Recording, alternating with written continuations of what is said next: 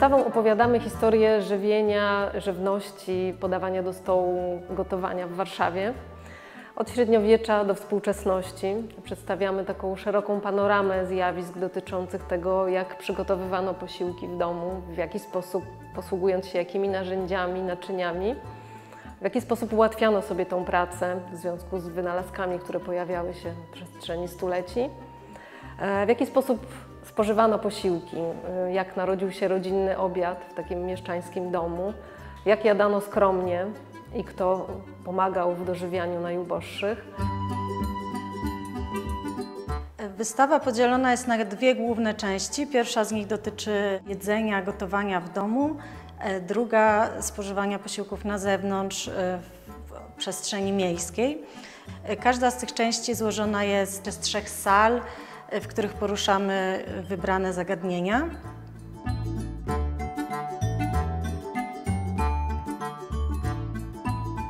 W całej przestrzeni wystawy towarzyszą nam rysunki, które specjalnie wykonała na naszą wystawę ilustratorka Marta Tomiak.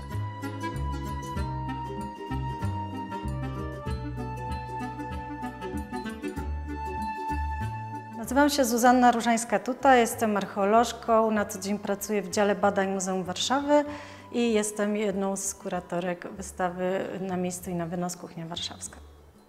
Dzień dobry, nazywam się Lena Wicherkiewicz, jestem współkuratorką wystawy Na miejscu i na wynos Kuchnia Warszawska, którą możemy oglądać w Muzeum Warszawy w siedzibie głównej przy rynku Starego Miasta.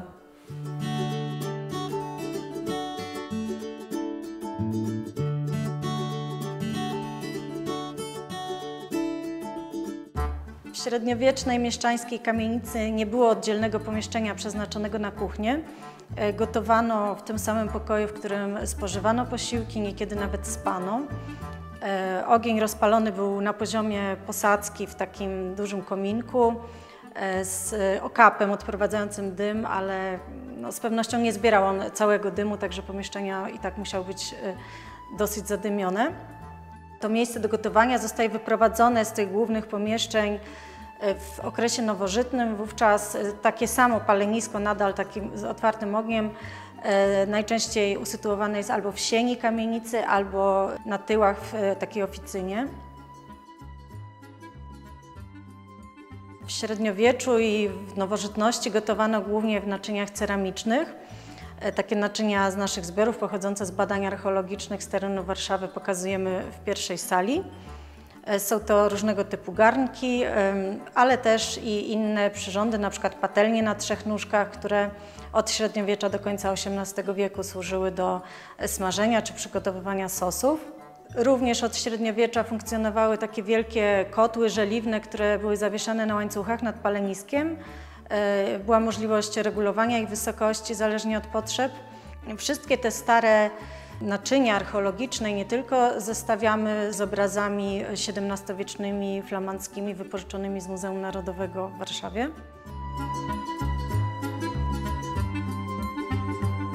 Największą innowacją, która w zasadzie zmieniła sposób gotowania i ułatwiła ten proces w końcu XVIII wieku i na początku XX wieku, było zamknięcie otwartego ognia w kuchence. W związku z tym, że ten ogień został zamknięty, zmieniły się też naczynia. Z tych wcześniejszych glinianych zaczęto wykorzystywać naczynia wykonane z metalu, bardziej luksusowe, na przykład miedziane. Z czasem coraz lżejsze, wykonane z aluminium, emaliowane i w zasadzie takich naczyń używamy do tej pory. W tej przestrzeni możemy też zobaczyć prace współczesne, które mówią o trudzie pracy w kuchni. Taka jest instalacja Elżbiety Jabłońskiej w postaci dużych mebli kuchennych, takich przeskalowanych, które mówią o tym, że to gotowanie często nas właśnie przerasta. I tego tematu dotyczy też obraz Polidwórnik Kaskaderka, pokazujący kobietę zawieszoną na linie nad stertą naczyń i urządzeń kuchennych. W drugiej sali łatwiej i szybciej opowiadamy m.in. o konserwacji żywności. Ludzie właściwie od zawsze stosowali różne naturalne metody konserwacji, takie jak suszenie jedzenia, także różnego typu kiszenie, zasalanie. To wszystko było bardzo powszechne właściwie od początku istnienia miasta. Najskuteczniejszą metodą było chłodzenie. co właściwie do końca XIX wieku sprawiało wiele trudności. Znamy z badań archeologicznych trasy WZ lodownię.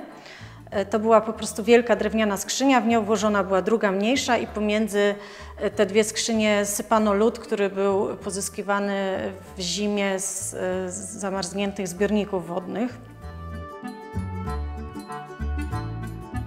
Prezentujemy tutaj sprzęty kuchenne z początku XX wieku. Są to jedne z pierwszych mikserów, krajalnic, przyrządów do wyrobu masła, a także urządzenia, które pozwalały chłodzić pokarmy. To chłodzenie było rzeczywiście problematyczne przez wieki, w różny sposób sobie z tym radzono. No z czasem oczywiście pojawiły się lodówki.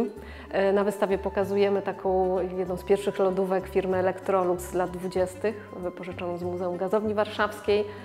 Ona działała na gaz, już nie lód. Natomiast elektryczne lodówki, ich dostępność to są lata w zasadzie końcówka lat 50. i 60.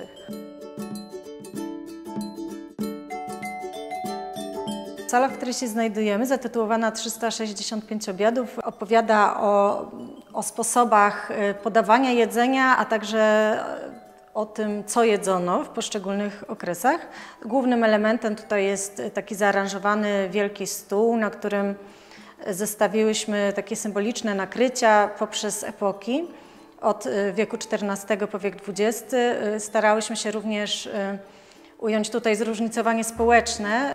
Tutaj ciekawym, myślę, że chociaż mało takim wyględnym zabytkiem jest ten fragment szklanego pucharka datowanego na połowę XIV wieku, który wskazuje nam na to, że mieszkańcy Warszawy już wówczas, mimo że Warszawa nie była wtedy jeszcze jakimś znacznym ośrodkiem, to gust tych mieszkańców najbogatszych czy zamożność nie odbiegała od tego, co znamy z takich ośrodków jak Gdańsk czy Kraków. Salę nazwałyśmy 365 obiadów na cześć słynnej książki Lucyny Ćwierczakiewiczowej 365 obiadów za 5 zł, której pierwsze wydanie z 1860 roku prezentujemy na wystawie. Można zobaczyć ten egzemplarz. Była to publikacja rewolucyjna, jak nowe czasy. Lucyna Ćwierczakiewiczowa, barwna postać, dziennikarka, propagowała zdrową kuchnię, takie ekonomiczne zarządzanie gospodarstwem domowym i w zasadzie tak 365 obiadów jest odzwierciedleniem jej podejścia do prowadzenia domu. To jest coś więcej niż tylko zbiór przepisów. To jest książka, która pozwalała gospodyniom zorganizować jakby życie domowe wokół gotowania. I tutaj w tej właśnie trzeciej sali, ale również i w sali ostatniej są takie specjalne miejsca przygotowane dla dzieci, gdzie najmłodsi widzowie mogą się bawić, też uczyć się o potrawach. Tutaj w tej sali to są magnesy z różnymi zdrowymi produktami, ale także wielka misa, do której można wejść. Znajdują się tam pluszowe produkty spożywcze. Dzieciaki same mogą się poczuć jak potrawa.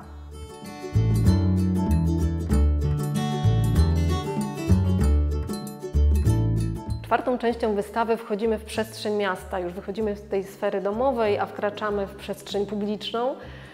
I pierwsza z nich dotyczy takiego najbardziej dojmującego aspektu związanego z żywieniem, czyli niedostatku. Tą część zatytułowałyśmy skromnie i spróbowałyśmy tutaj w taki skondensowany sposób opowiedzieć o tym, w jaki sposób sobie radzono. Na początku XIX wieku powstaje Warszawskie Towarzystwo Dobroczynności, które zajmuje się wspieraniem osób w niedostatku w różny sposób. Opowiadamy o tym, w jaki sposób dożywiano. No, takim najprostszym sposobem było fundowanie darmowych posiłków i takim jednym z najbardziej popularnych, tanich posiłków była zupa rumfordzka, opracowana w końcu XVIII wieku przez Thomasa Rumforda. To była zupa, którą można było w dosyć ekonomiczny sposób wykarmić dużą grupę osób. Na wystawie pokazujemy taki cykl zdjęć. Pokazuje one tanie kuchnie, ale prowadzone już w okresie okupacji niemieckiej.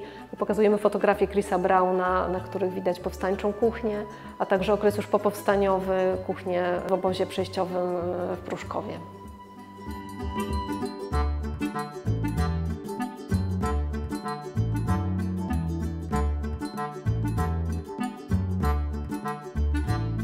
Zjawisko takie jak jedzenie uliczne, street food, ma swoje początki już w starożytności. W średniowieczu również takie praktyki miały miejsce. W Warszawie z całą pewnością sprzedawano jedzenie uliczne gotowe, ponieważ na tego typu żywienie było bardzo duże zapotrzebowanie.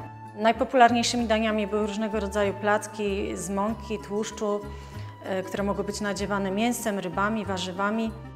Od XVII wieku takim daniem warszawskim były flaki na ciepło, które właśnie sprzedawano na ulicy. Punktem sprzedaży flaków najbardziej znanym była kolumna Zygmunta, gdzie właśnie najczęściej kobiety z wielkich garów sprzedawały te flaki, które można było na miejscu sobie zjeść. Drugim takim punktem była studnia na rynku Starego Miasta. Miasto żywi obywateli to 5. część wystawy, dotycząca jedzenia ulicznego i takiego demokratycznego jedzenia w tanich lokalach. Jeżeli chodzi o okres dwudziestolecia, to popularne były wszelkiego rodzaju szynki i handelki. Jednym z takich lokali był lokal u Salisa. To było bardzo popularne miejsce, a jak ono wyglądało, możemy zobaczyć na rysunku Włodzimierza Bartoszewicza. W tym czasie pojawiają się też pierwsze automaty z jedzeniem i firma Wedel, która celowała w różnych rozwiązaniach promocyjnych swoich wyrobów, postawiła taki automat w Parku Skaryszewskim. I taki automat i sposób jego funkcjonowania możemy zobaczyć na ilustracji, którą przygotowała do nas Marta Tomiak.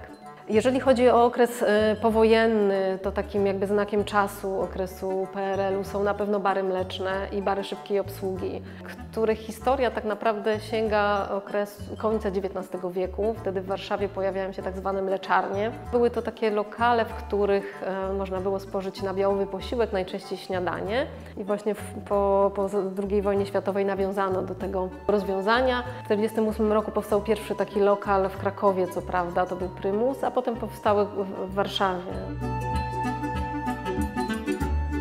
Jeżeli chodzi o czasy już nam współczesne, to kuchnia uliczna rozwija się głównie dzięki migrantom. Pewne potrawy bardzo szybko się adaptują do naszych podniebień. Tutaj wiadomo, kuchnia wietnamska czy kuchnia bliskowschodnia jakby tutaj zasila tą popularną uliczną, ale też jakby taką tanią gastronomię, która jest dostępna.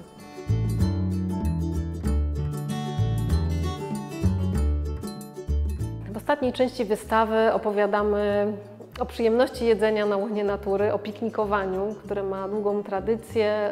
Tradycja piknikowania, jedzenia na świeżym powietrzu w gronie rodziny i znajomych w Warszawie sięga końca XVII wieku. Za czasów panowania Sasów dwór urządzał majówki na Saskiej Kępie. Potem ten obyczaj przejęły również niższe warstwy społeczne. Na przykład na fotografiach Konrada Brandla z lat 90. XIX wieku widzimy, że klasy ludowe bawiły się na polu mokotowskim, zamożniejsi na Saskiej Kępie. W okresie międzywojennym popularne stały się plaże nad Wisłą i plażowanie nad Wisłą jest popularne również teraz. Jedną z najnowszych prac, jaką pokazujemy na wystawie, jest fragment fotoreportażu Anny Bedyńskiej „Plaża Warszawa”. I takim akcentem kończącym wystawę, ale też będącym odniesieniem do tej przestrzeni domowej jest instalacja Bettiny Bereś „Przyjęcie”, w którym artystka odnosi się do historii swojej matki, która w takim mieszczańskim domu jako mała dziewczynka wspólnie z bratem zakradła się na przyjęcie, które wydawali rodzice, jeszcze zanim ono się rozpoczęło i dzieci zaczęły pałaszować wykwintne dania. I Bettina Bereś wyhaftowała na półmiskach nazwy tych przysmaków, takich jak, nie wiem, maręgi, bisk, śledzie pocztowe w majonezie czy zupa nic.